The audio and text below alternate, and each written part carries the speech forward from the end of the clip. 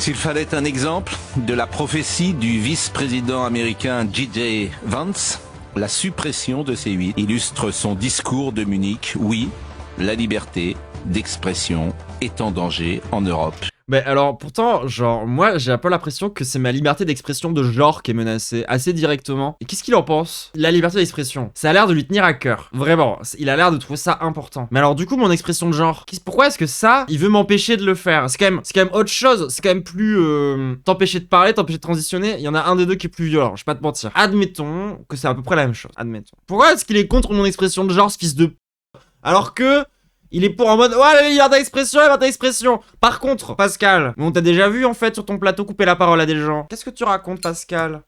Pascal! Surtout que lui, il est encore sur CNews en fait. Hein. Genre, lui, tout va bien. Hein. C'est CNews, qui est quand même un truc plus grave que C8, ça tourne encore à plein régime, ça y a aucun problème. Hein. Comme en Libye, en 2022, quand le pouvoir a stoppé 11 télévisions.